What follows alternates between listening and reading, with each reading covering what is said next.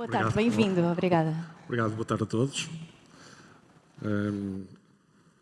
O registro aqui da última intervenção, que o consumidor está no centro da saúde, mas que não há dinheiro. E, portanto, necessariamente tínhamos que falar de sistema financeiro para tentar resolver esta quadratura do círculo, que é o consumidor quer tomar, de facto, as rédeas da sua saúde, mas não há dinheiro. E, portanto, aquilo que vos trago aqui, tentar colocar em 150 slides, que vocês vão ter que estar com paciência e ouvir, é dizer que oportunidades é que de facto existem na interseção entre o setor financeiro, entre o setor da saúde e o papel que atualmente as fintechs estão a desenvolver nesta interseção. Eu vou precisar aqui de um...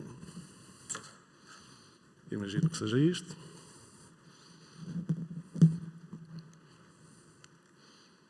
Ok. Há alguns conceitos que, habitualmente, a melhor forma de os explicar é dizer exatamente não de uma forma abstrata, mas dizer em concreto para que servem. É como o guarda-chuva, não é? Explicar o que é um guarda-chuva é muito mais fácil explicar para que é que serve. E, portanto, na verdade, o que é que fintechs? Fintechs são sociedades, são obviamente empresas, são iniciativas que procuram, de alguma forma, pegar, nas funcionalidades que existem no setor financeiro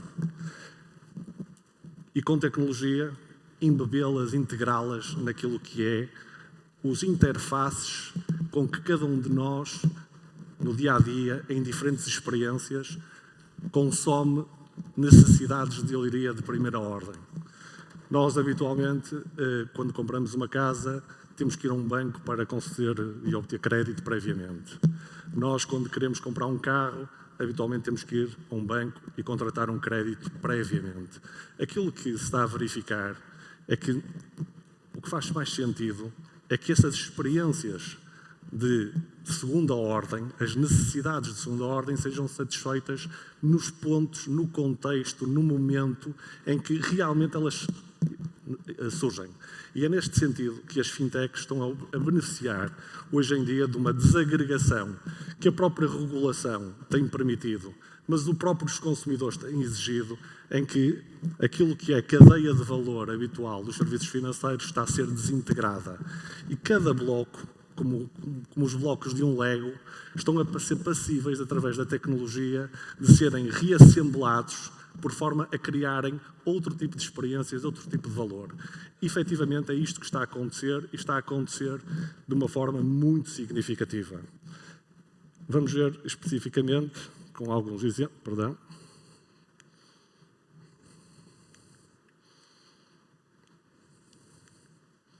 Eu não sei para que lado é que tenho que virar isto.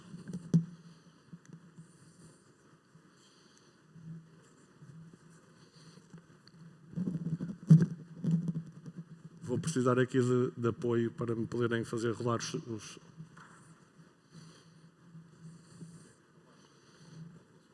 Não?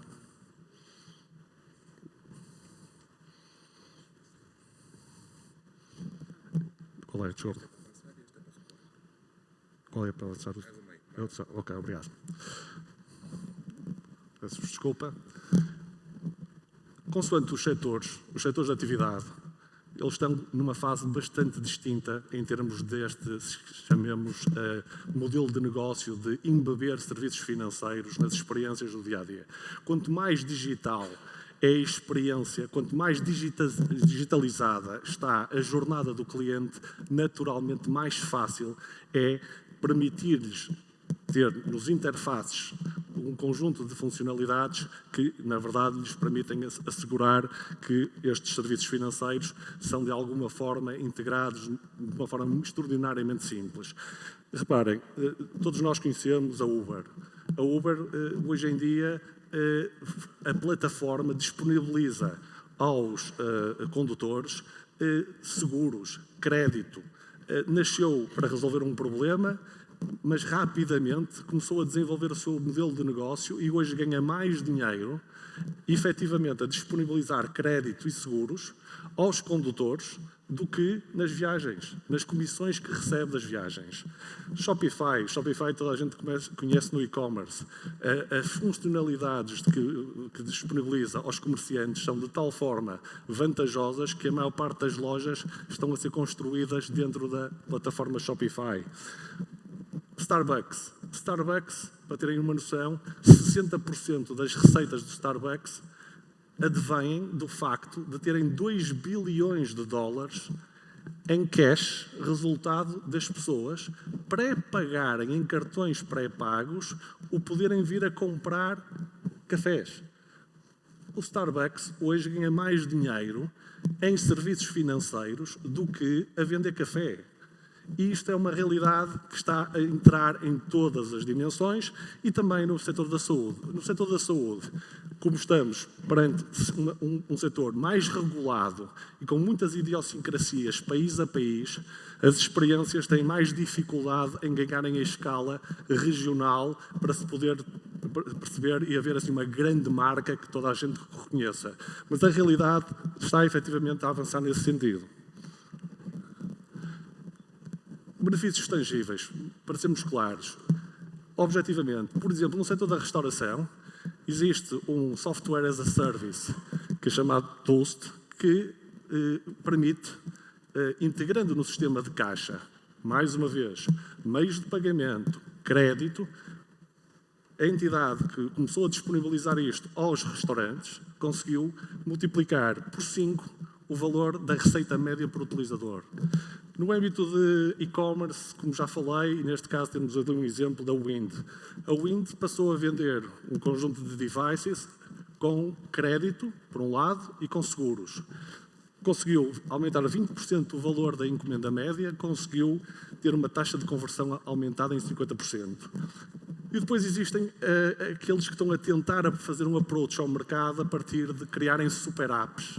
Todos nós conhecemos a Revolut, todos nós conhecemos um conjunto de, digamos, entidades que estão a tentar, a partir de começam com um determinado produto, procuram obter o máximo possível de clientes nesse produto e depois começam a aumentar os produtos, criando uma tentativa de que os clientes estejam disponíveis para, dentro da sua própria app, fazerem jornadas que depois vão muito para além das jornadas financeiras. No setor da saúde, as fintechs têm dado os seus passos. Neste momento estima-se que hajam cerca de 500 a 600 milhões de utilizadores, ou melhor, até 2028 espera-se cerca de 500 a 600 milhões de utilizadores. Temos uma variedade muito grande, de facto, de entidades, já vamos ver especificamente onde é que elas atuam e porquê e de que forma é que podem contribuir para melhorar efetivamente a experiência do consumidor. Focando-nos em Portugal e trazendo isto para um plano e voltando a fazer o paralelismo ou melhor, a ligação com a informação que recebemos anteriormente, que é o consumidor no centro e o consumidor com pouco dinheiro. Efetivamente, se verificarmos o que tem acontecido em Portugal, desde 2015 a 2023, a taxa de penetração de seguros de saúde cresceu de 22% da população para 33% da população. Vejam que o volume de prémios mais do que duplicou. Neste momento, a indústria seguradora de seguros de saúde recebe 1.400 milhões de euros de prémios de seguros. Por sua vez, se olharmos para o prémio por pessoa segura, ele cresceu em termos reais 35%. Em final de 2023 estava em 370 euros por pessoa segura. Agora, no final do primeiro semestre, já vai em 390 euros por pessoa segura. O crescimento dos prémios por pessoa segura é extraordinariamente significativa, mas, como verão, não é o suficiente e vai continuar a ter uma enorme pressão no crescimento dos prémios de seguros.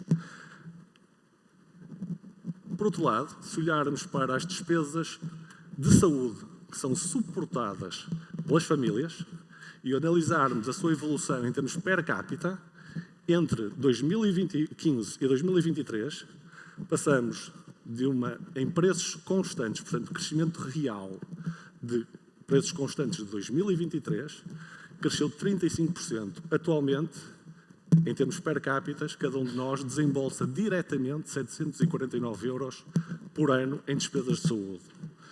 E o que é que isto nos leva? Isto leva-nos efetivamente a que o consumidor, o paciente, habitualmente nesta indústria nós falávamos de um triângulo prestador, paciente, pagador. O paciente está a começar a perder a paciência e está-se a transformar em consumidor. E está-se a transformar em consumidor porquê? Porque cada vez sai mais do seu bolso, de forma direta, a forma de aceder a cuidados de saúde. A razão daquele crescimento dos seguros de saúde necessariamente tem a ver com o facto dos portugueses, também, obviamente, que o período da pandemia assim o determinou, sentirem uma necessidade de, para acederem com maior rapidez a cuidados e a tratamentos, usarem o privado. E, objetivamente, essa é a grande razão por detrás do aumento da penetração dos seguros de saúde. E quanto mais seguros de saúde existirem, mais consumo os portugueses vão fazer, obviamente, de saúde. E isso vai colocar um grave problema num equilíbrio que é um equilíbrio muito frágil. O equilíbrio entre pagador, prestador e paciente, a partir do momento em que os custos da saúde sobem, aquilo que os pagadores começam a ter necessidade é de controlar taxas de sinistralidade, é começarem a subir franquias, é começarem a rejeitar mais pedidos, é haver mais exclusões, particularmente das pré-existências. Porque havendo um maior mercado de seguros, começa a haver o quê? Pessoas a moverem-se entre companhias. E uma pessoa que se move de uma companhia para a outra, não obstante fazer uma declaração daquilo que já tinha na sua saúde, a maior parte das vezes não faz de uma forma completa. Então o que é que está a acontecer? As companhias de seguro estão cada vez a rejeitar mais pedidos e autorizações para tratamentos, evocando pré-existências. E isso vai aumentar de uma forma substancial num mercado que cada vez tem mais seguros. O que isso vai determinar é que muitas vezes aquele que está a querer aceder a um tratamento vai ter que suportar do seu bolso. Vai fazer crescer as despesas out of pocket. E, portanto, nesta nova realidade, que é uma realidade em que este equilíbrio absolutamente frágil vai ser alvo de grande fricção, há que encontrar algumas formas de procurar ultrapassar os problemas que nele efetivamente existem. Eu queria me centrar agora rapidamente, no final desta apresentação, em 4 grandes blocos, começando por falar-vos de planos de pagamento flexíveis, depois um pouco de pagamentos no atendimento, financiamento aos prestadores e financiamento aos consumidores. No âmbito dos planos de pagamento flexíveis, todos nós sabemos o que são planos de pagamento. Todos nós, seguramente, quer como clientes, quer como prestadores, sabemos o que são planos de pagamento. A verdade é que os planos de pagamento pelos prestadores são absolutamente feitos em termos ad hoc. Não há uma sistematização, não há uma oferta, não há uma contextualização do plano de pagamento na jornada do cliente, não é apresentado no momento adequado, não é analisado com base, efetivamente, no seu perfil e, portanto, aquilo, efetivamente, one size fits all nos planos de pagamento não funciona. Hoje a tecnologia, hoje os interfaces permitem-nos configurar planos de pagamento flexíveis para os clientes. Não estamos a falar de financiamento. Financiamento vem a seguir. Isto são planos de pagamento, são, no fundo, facilidades que os próprios prestadores podem dar aos clientes, estabelecendo planos de pagamento em determinado tipo de prestações, mas de uma forma customizada e contextualizada. E hoje já existe um conjunto de softwares que o permitem fazer de uma forma absolutamente seamless. Há aqui dois, eu suscito-vos, aqueles que tiverem interesse, naturalmente entrarem em alguns destes sites, onde poderão verificar o que é que está a ser feito, nomeadamente no mercado norte-americano, mas também no inglês e no francês, e que são extraordinariamente interessantes, nomeadamente o da Waystar, através da Patient Co, e da CEDAR e da Flywire. Nomeadamente a Flywire está em 240 países, portanto estamos a falar de soluções completamente já testadas e com resultados. Na admissão e pagamentos no atendimento, eu creio que também todos nós temos esta experiência, que é ir a um hospital privado, fazer o check-in, e muitas vezes não nos é pedido o pagamento no ato de check-in. Nós esperamos numa fila, fazemos o check-in, entramos numa consulta e só depois, quando saímos da consulta, vamos fazer um check-out. E ao fazer o check-out ficamos à espera para poder pagar. Isso resulta, na maior parte das vezes, pelo facto de o prestador querer incluir na fatura que vamos pagar todo um conjunto de exames e tratamentos que durante a consulta nos podem ser prescritos e administrados. Como podem imaginar, há métricas para este fim. Ora bem, o que resulta é que a maior parte das pessoas hoje em dia sai da consulta e diz que eu não estou disponível para estar 20, 30 minutos à espera para fazer o check-out para pagar. E sai. Sem ter pago. Muitos de nós recebemos depois SMS, e-mails. Muitos de nós, como o nosso propósito é pagar, como é óbvio, pagam. Mas também há muitos de nós que se esquecem. E se forem ver as contas dos 2 maiores grupos de prestação de saúde privados e forem ver como é que tem evoluído a antiguidade das dívidas e as dívidas de cobrança duvidosa, vão perceber a realidade que está acontecendo ao nível dos prestadores. Estão a crescer exponencialmente e vão continuar a crescer. E, portanto, uma forma, já que não querem fazer o pagamento no check-in, necessariamente é convencer os clientes a terem nas apps já os seus cartões e poderem efetivamente ter o chamado card on file ou uma tokenização de cartões, onde o processo subsequente de pedir ao cliente que pague é muito mais fácil, porque um cliente que recebe um SMS a dizer agora esta é a referência multibanco, tem que pegar naquilo e para o seu home banking ou para a sua app fazer isto. Está tudo desintegrado. E esse é o grande espaço que existe. Entrar diretamente no financiamento aos prestadores. Dizer-vos que, e nomeadamente em Portugal, um caso português, o crowdfunding é uma solução. E é uma solução muito interessante. É uma solução que coloca uma plataforma que coloca, no fundo, investidores particulares perante empresas que se querem financiar com, obviamente, uma disponibilidade para o fazerem com base em custos francamente mais baixos. Neste caso, há um conjunto de exemplos cujos nomes estão escondidos, obviamente, de financiamentos de uma plataforma portuguesa. A plataforma portuguesa já fez 100 milhões de euros de crédito e 100 milhões de euros de investimentos, com retornos acumulados para os investidores ao fim de 6 anos na ordem dos 70%, uma taxa de incumprimento de apenas de 1,5%. Esta é uma solução, e é uma solução que eu sei que alguns dos prestadores de saúde já estão a recorrer.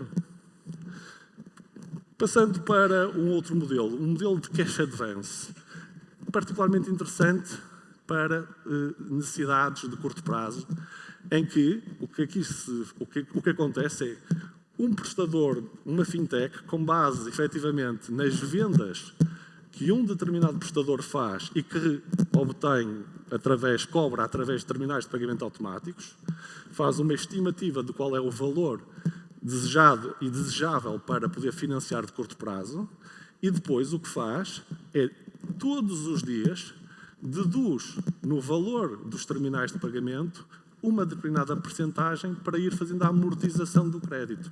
Vantagem: a empresa só paga à medida que recebe. Se num dia não houver vendas, não vai pagar. Se houver vendas, vai pagar e vai pagar a mesma percentagem. Este modelo de cash advance é algo perfeitamente feito noutros países e perfeitamente passível de ser desenvolvido e, digamos, comercializado em Portugal. E dizer-vos que, em concreto, no âmbito de farmácias, o ecossistema das farmácias é um ecossistema muito particular, onde uma parte muito importante das receitas e das vendas das farmácias acabam por ser pagas pelo Sistema Nacional de Saúde. E, portanto, nós sabemos que o Sistema Nacional de Saúde o que faz é pagar 40 dias após o fecho de um mês. E, portanto, as farmácias têm que viver com esta situação encontrando aqui e ali, nomeadamente, por exemplo, dentro da Associação Nacional de Farmácias, uma oportunidade de antecipar em 20 dias. Mas 20 dias são apenas 20 dias. A verdade é que as farmácias vendem todos os dias produtos que já, entretanto, tiveram que comprar. E, portanto, hoje em dia, não há razão alguma para não haver uma oportunidade de, numa combinação entre terminais de pagamento, haver uma antecipação diária do valor das prestações, das comparticipações do Sistema Nacional de Saúde. A farmácia tem todas as condições para estar hoje a receber diariamente o valor das comparticipações. E, portanto, isto hoje é uma coisa perfeitamente possível e que seguramente a curto prazo surgirá no mercado. Vou ultrapassar isto são financiamento diretamente aos consumidores, há financiamento com recurso e sem recurso com o prestador. Obviamente, aquilo que está a verificar-se é o surgimento de wallets digitais especializadas. Wallets que, na verdade, agregam a totalidade dos pagamentos que os consumidores fazem durante um mês em prestadores de saúde e apresentam ao consumidor uma oportunidade de pagar de uma só vez no final do mês, revendo a totalidade das compras, vendo tudo o que são as comparticipações e estabelecendo se querem pagar a totalidade ou querem pagar em prestações. Isto é outra das realidades que estamos a verificar. Com isto dizer-vos de uma forma muito clara que aquilo que era um triângulo, a paciente, prestador e pagador, e que é instável e que não é algo que vá continuar a funcionar bem, pode ser claramente resolvido, melhorado, se aceitarmos que neste ecossistema entrem mais parceiros, nomeadamente entidades como as fintechs, que, apresentando soluções de financiamento ao prestador e ao consumidor, retiram a pressão que existia no ecossistema. Portanto, deixar-vos apenas uma pergunta, e a pergunta é um pouco esta. Quem é o player, quem são os players que estão melhor posicionados e que mais bem motivados para poderem, efetivamente, liderar esta revolução neste ecossistema? Obrigado.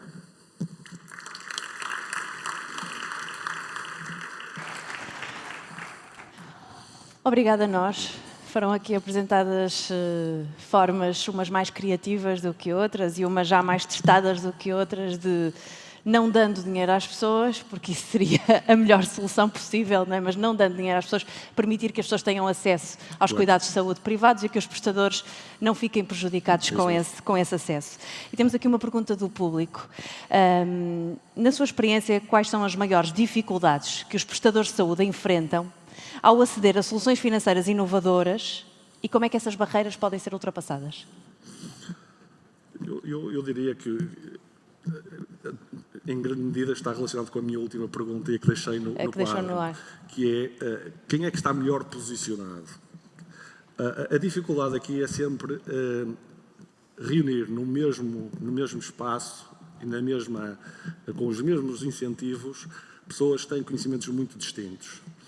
Os prestadores têm pouquíssimo know-how sobre o mundo do setor financeiro e o setor financeiro tem zero de know-how sobre o setor da saúde.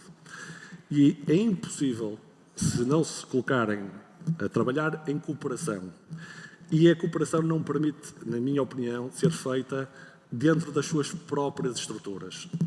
O core business de cada uma agarra-as de tal forma a aspectos que vêm do passado, a mitos relativamente a como as coisas se fazem, que ou conseguem em conjunto criar uma joint venture em que ambos aportam o seu know-how e que, na verdade, vão reconfigurar por completo a jornada do cliente em matéria, de facto, de prestação de serviços, quer de informação, de literacia financeira, quer de todas estas soluções.